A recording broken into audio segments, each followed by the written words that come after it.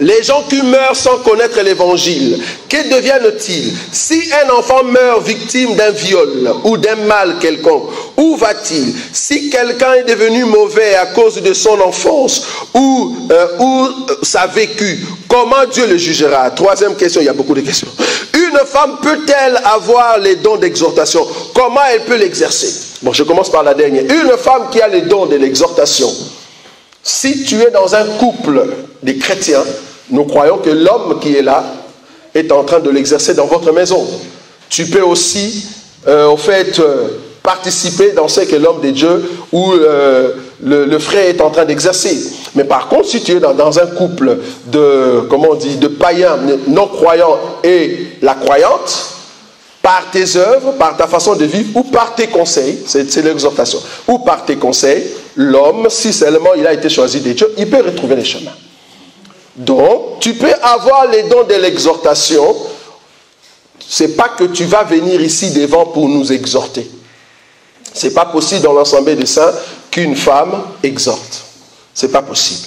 Alors, je commence maintenant par la première. Les gens qui meurent sans connaître l'évangile, que deviennent-ils? Ça, on sait répondre. Vous ne connaissez pas l'évangile.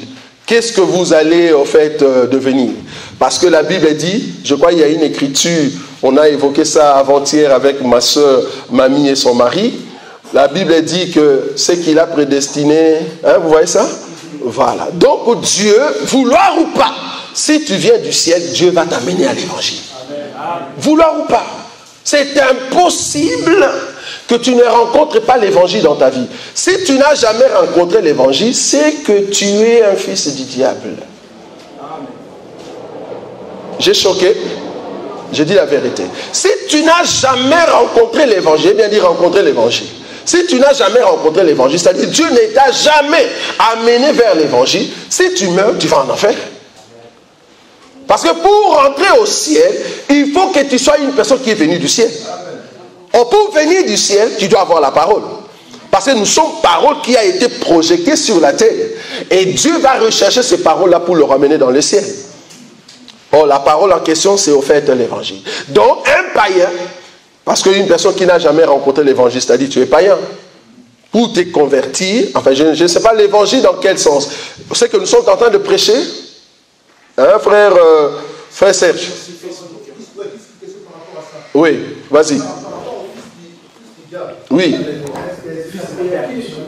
Fils de la perdition. Qu'est-ce que tu comprends par le fils de la perdition? Alors, quand on appelle fils du diable, comme si c'était des créatures du diable. Ah, non, non, non. Bon, je crois que Paul, par exemple, quand il dit, vous avez cependant beaucoup de maîtres, mais cependant, vous avez qu'un seul père. Le père, c'était lui, en fait, hein, dans ce sens-là. Lui, c'était lui le père, parce qu'il a dit, vous avez beaucoup de maîtres, donc il y a beaucoup de gens qui vous ont prêché, mais celui qui vous a engendré en Christ, le Père en la foi, Père en la foi, je vous ai engendré. Mais ce n'est pas que c'est lui qui les a créés, c'est dans ce sens. Quand on dit fils, c'est-à-dire, tu es soumis à quelqu'un. C'est ça les termes. Ce n'est pas qu'on l'a engendré, mais c'est soumis à quelqu'un. Oh, tous ceux qui sont soumis à Satan, ils sont fils du diable. C'est dans ce sens-là, ça va? Je descends. Si un enfant meurt, victime d'un viol ou d'un mal quelconque, où va-t-il? Waouh! Un enfant de 12 ans qui n'a jamais rencontré le Seigneur, si on la viole et qu'elle meurt, pour comprendre que cet enfant est allé au ciel, ou va aller au ciel, ou va aller en enfer, il faut regarder ses parents. Vous êtes d'accord avec moi? Parce que si les parents sont chrétiens et que tu viens violer ma fille dans ma maison, nous, comme nous sommes des chrétiens, gloire à Dieu, bien que tu l'as violée, je te chasse, mais j'ai dit, merci Seigneur, parce que mon enfant va aller au ciel. Est-ce que vous voyez ça? Pourquoi? Parce que les enfants qui sont nés dans une famille chrétienne, la Bible dit, les parents sanctifient l'enfant. Donc, si cet enfant meurt, va aller au ciel. Mais un bébé, ici ça choque, un bébé de 2 jours, j'ai bien dit 2 jours, même un jour, qui vient de mourir maintenant, dans une famille païenne, le papa et la maman sont des païens, ils ne connaissent pas le Seigneur, ce bébé va aller en enfer. Ça choque. Ce bébé va aller en enfer. Comment? Je vais donner une écriture parce que nous, c'est les écritures. Dans l'arche de Noé, il n'y avait pas de bébé. Dans l'arche de Noé, il n'y avait pas de bébé. Alors que les bébés étaient là. Il y avait beaucoup de bébés. Vous êtes d'accord avec moi? Beaucoup de bébés au temps de Noé. Mais il n'y a aucun bébé qui est entré dans l'arche. Dieu les a tous tués. Or, l'arche, c'est l'image de l'enlèvement. Est-ce que vous voyez ça? Au temps de Lot, le neveu d'Abraham, Dieu a consumé Sodome et Gomorrhe. Il n'y a aucun bébé qui est sorti. La Bible appelle ça châtiment. Condamnation pour ceux qui sont dans les péchés. Même les enfants. Ah non, on va lire. Peut-être que tu ne vois pas. Aïe, c'est grave. Ok, nous allons lire Genèse. Genèse. L'écriture ici, ça choque beaucoup, mais bon, malheureusement, c'est la vérité. Je vais lire une écriture ici. Les deux anges qui entrent dans Sodome et Gomorrhe, frère Roland. Nous sommes, Genèse combien là? 19, 21. Attends. Combien? C'est vers le chapitre 19. 19, oui. Genèse, chapitre 19. Alors, prends seulement le verset 4. Commence à partir du verset 4. Écoutez. Genèse, chapitre 19, oui. À partir du verset 4. Oui. Il n'était pas encore couché, oui. Les gens de la ville. Oui. Les gens de Sodome oui. entourèrent la maison. Écoutez. Depuis les enfants jusqu'aux vieillards. Vous avez vu ça? Les gens de Sodome sont venus toquer à la maison de Lot, là où il y avait les deux anges. Mais c'était qui? C'était des vieillards et des enfants. Donc quand Dieu a tué, c'était ces enfants ici. On n'a pas dit des adolescents. Non. La Bible dit les enfants. C'est-à-dire il y avait des gens qui avaient leur bébé. On vient chez toi, Lot. Fais sortir les deux anges. Ça, c'est le premier aspect. Deuxième aspect, ces enfants ici, ils avaient des vieillards qui étaient leurs maris. Ici, on nous explique la pédophilie. Vous voyez? Parce que parmi les abominations qui a fait que Sodome et Gomorrhe soient consumées, il y a la pédophilie. Ces enfants ici, c'était des femmes, des enfants, mais qui ont des vieux. Parce que ça va arriver. On ne l'a pas encore confirmé. Mais ça arrive déjà, parce qu'ici en France, on a déjà ces cas. Ça va être confirmé que la pédophilie va être légalisée. De la même manière que si tu touches à un homosexuel, aujourd'hui, c'est un problème. La pédophilie aussi. Parce qu'il y a déjà une loi qui est en train de se présenter pour dire qu'un enfant de 8 ans peut connaître le mari. Je ne sais pas si vous êtes au courant de tout ça. Parce que moi, je viens de la Belgique. Nous avons OTAN et Union européenne. Il y a une loi qu'ils vont mettre en place. Et cette loi va dire qu'une fille de 8 ans peut déjà se marier. Ils vont en fait adopter ça. Il y a une autre loi.